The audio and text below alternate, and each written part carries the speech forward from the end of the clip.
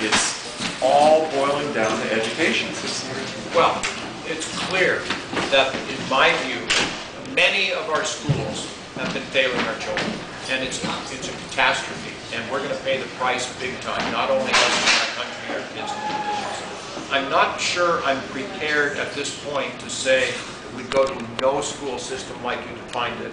I don't think that's feasible. What we do say is, and I ask this question very directly, who is in a better position to decide? And I think it's an easy question. Who is in a better position to decide where and how your children should be educated? You as the parents or the federal government? And at all circles, people come up with the right answer, which is, of course, the parents.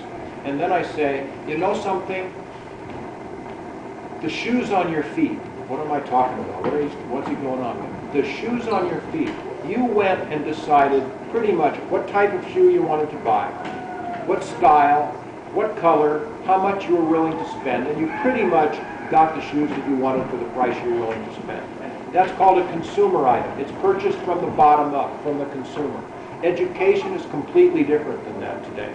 Education is funded from the top down. That means that the federal government has a whole bunch of money. Actually, the Department of Education has a budget of $60 billion a year. That's a lot of money.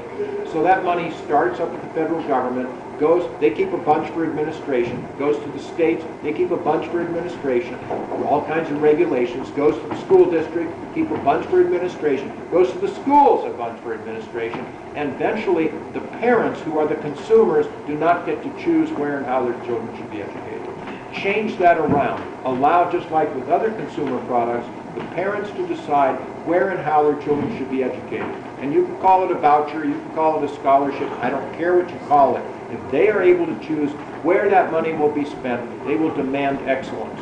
They will demand innovation. So now their kids are coming to my school, and I'm not performing. What's going to happen? The customers, the students are going to start to leave.